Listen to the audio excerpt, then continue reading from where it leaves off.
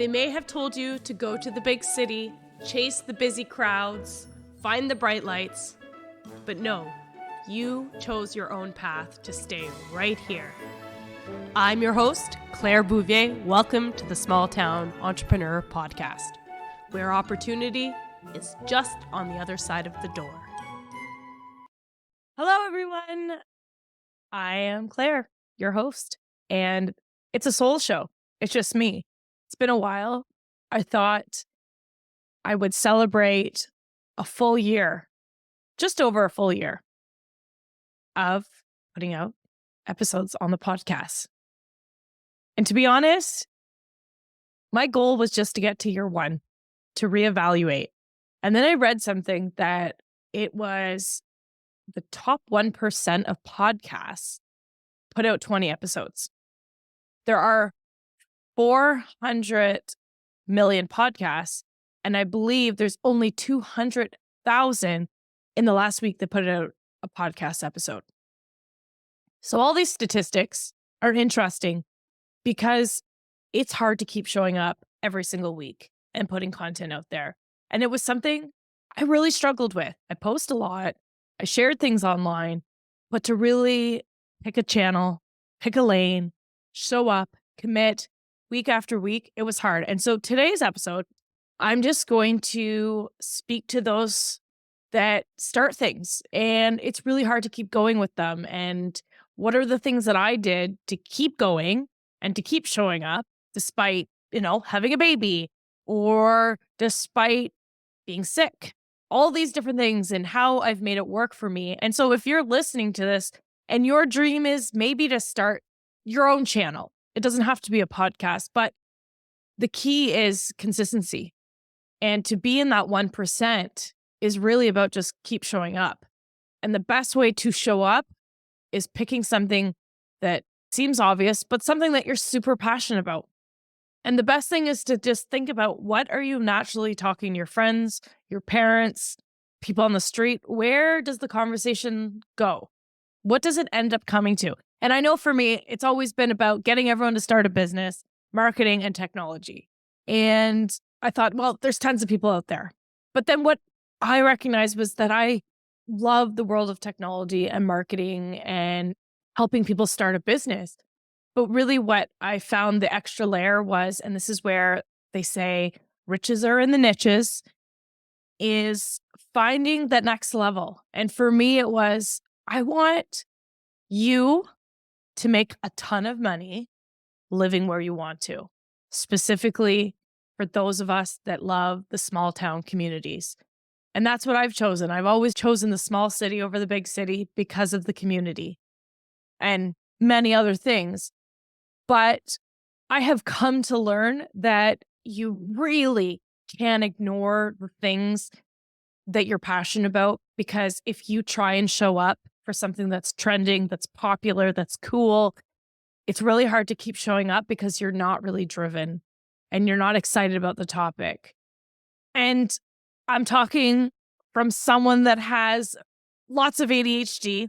It's an advantage for many, many things, but to show up and be consistent has always been a struggle of mine. And so before you jump in is to really ask yourself, what am I already doing? And a podcast is maybe not the channel for you, but I always say, if you're sitting down and writing something, then maybe it's blogging or jumping on different platforms like Medium or Substack. Or maybe you love just being off the cuff, speaking to a camera like I am now with the podcast and getting it on YouTube. But just listen to what your natural tendencies are. If you're someone that's totally camera shy and you're not ready for that, podcasting is great for that. Maybe you like to write. Maybe you like to draw it out. Whatever it is, comic strips, have another way of connecting with your audience. But I think the most important thing I've come to learn is that you really can't ignore what you're naturally already doing, because it makes it really hard to keep showing up if it's not something that fuels you and gets you excited. And that's why the podcast that I've built was like, let's see how many amazing people I can get onto the podcast and I can learn from them. I love learning. So what better way is that in real time and building in public, I get to ask people questions and share those answers with you. as a vehicle of communicating, but also getting content out there into the world and capturing it. So that first one is, what do you love to talk about? What do you love to share? And for me, it was making sure that the topic is broad enough that allows me to go into a lot of different lanes, but still staying under the umbrella of, supporting entrepreneurs in small town communities.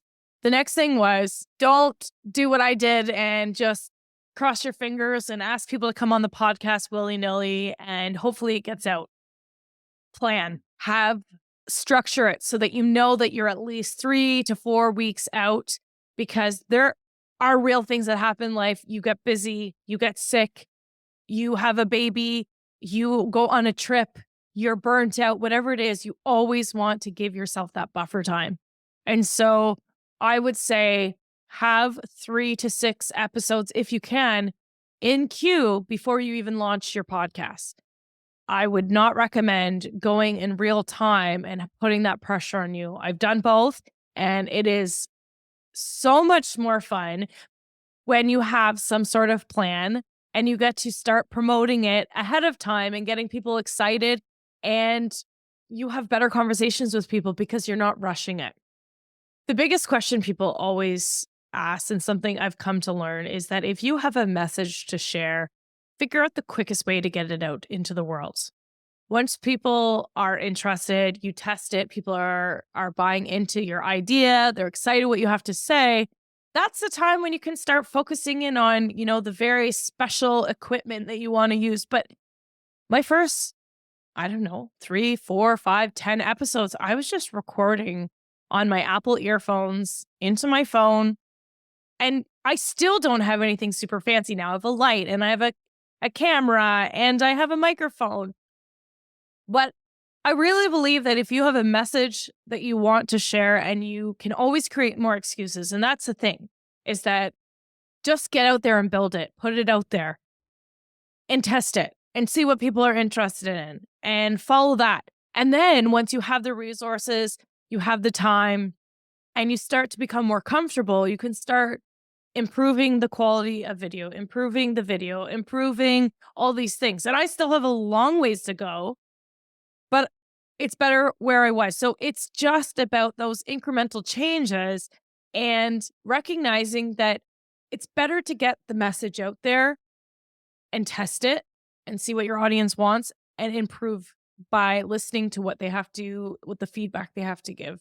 So don't get bogged down by the technology. Everyone has a friend that knows more than you about technology. Ask them, get a sense, and they can help you. Something I have learned and I continue to learn is, don't take for granted the power of writing. You are putting out a podcast and it is audio driven content, but how people really get engaged is because they're reading a subject line. They are reading the contents description of the podcast episode. If you put it on YouTube, it's picking up tags and keywords. I know when I first started, I didn't even think twice about it. It was more about getting the episode up. But over time, you can really see the targeting and how you're attracting different individuals based on how you write it. Something that I have found really valuable is subjectline.com. You put in a title that you're thinking about and it will rank it and it will say why it could be better, what it's good about. I use Gemini or ChatGPT to put it in, and you can say, this is what I'm intending, the topic to be about. Does this align? Do you have suggestions? And I find it's really important to take the time to really test different titles, especially when you're sharing them on social media. Figure out, what kind of thumbnail works for your audience. What are people clicking more on? How did you write it? And these little nuances in the way we write are part of the brand that you're building. And it's really important to take the time to plan that and to really consider, who are you writing to? What is the audience hoping to get from this? And so when you're leveraging your podcast or your channel, specifically in this case, what I've learned in the last year after 50 plus episodes of putting out there is that the ones that do better, and it seems intuitive and obvious, but it is because I spend more time writing out a strong subject line, making sure I send it to my email subscriber list, making sure that there's tags and there's keywords that are aligning. Doing that work will set you up from not it just going in to the world and crickets. So taking the time to really focus on the copywriting, the writing, and how you're doing it, little things like using subjectline.com. I always take the transcript from every recording. So right now it's even just on Zoom, I take the transcript file and I put it into ChatGPT, for example, depending on what you're using. And I say, give me a high level summary using conversational copy of this episode. And then I take that and I say, put it into bullet points. People like the bullet points being like, in this episode, you're going to know this, you're going to know this, and you're going to know this, or you're going to take away this. And it really gets right to the point, the meat of what the summary is. And then obviously you take your own human touch and your brand and how you write it, and you add in the extras that really connect with your audience. And I said this earlier, but consistency is key. You will see that your engagement, people tuning in, increases when you have a regular schedule that people know. Because if you're just putting it out here and there, you're not on the radar. And the average person listens to 8 podcasts at a given time. That's kind of the roster, the circulation. So if you're putting out episodes here and there, you're not in queue, you're not getting the notifications. And so it's really important when you're setting up your podcast, when you're setting up your channel, to really know, okay, there's a certain schedule. We see this. I'm excited. Next week, you're going to hear from the top podcast in North America, is on Apple, actually is with Ryan Alford. And he talks about that this is so consistent that we're moving into personalized channels, that we sign up for these different channels. Yes, there's going to be still, our large telecommunication channels where we're going to tune into, but now we're moving into everyone having being their own media company and signing up to that. So if people know that you have a regular time they can tune in, your viewership, your engagement will increase. And it is hard.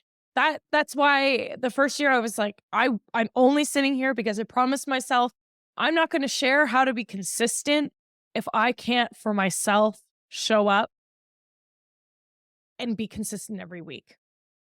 And it's about having the plan, having, the structure, and making sure what's in the queue next, what's happening, and where you're taking the show.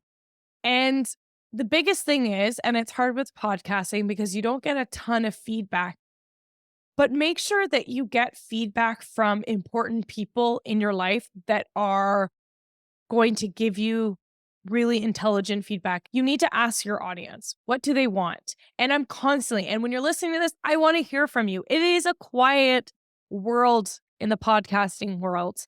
You don't get a lot of feedback, but it is powerful because I don't know where in the world you are right now, but hello, and you're sitting listening and you're tuning in. Podcasts are powerful because any podcast you're tuning into, you get at least 10, 20 minutes of this intimate experience tuning into that world, into their channel. And so it's really important that you're getting the feedback, asking, what can I do to serve you better? What do you want to listen to? What do you want to hear? And so it's really been cool over the last year working with some of the top podcasts in the world right now and hearing how they're building out and what they're doing. And that's the key to this podcasting world. It's a very collaborative community, is that we want good conversations.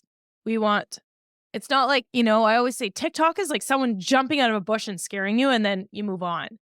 I love the idea that I get to tune in every week to my favorite podcasts and really listen to what they have to say. And it's tangible next steps that I can improve with my business or in my, with my family life or my mindset, whatever it is there's something more than just being this big entertainment value.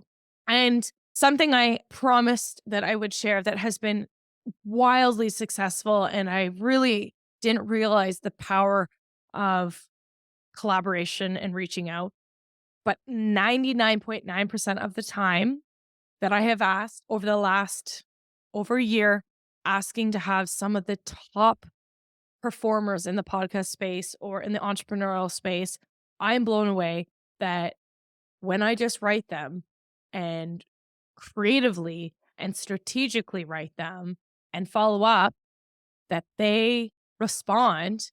And, whether it's 2 weeks or 3 months, I'm able to get them on the show. The people that I reach out, or Cody Sanchez, I've reached out. Maybe one day she'll hear this. I'm hoping that she'll come on in a year. That's what I said. Hey, if she's available in the next year. So don't underestimate the power of just sitting down and being genuine. I have a 35-minute webinar that start to finish goes into the nitty-gritty of how to start a podcast. I will be putting this link down in the show notes. If you want to get the cheat sheet for starting your podcast, you want to learn how you can start your podcast.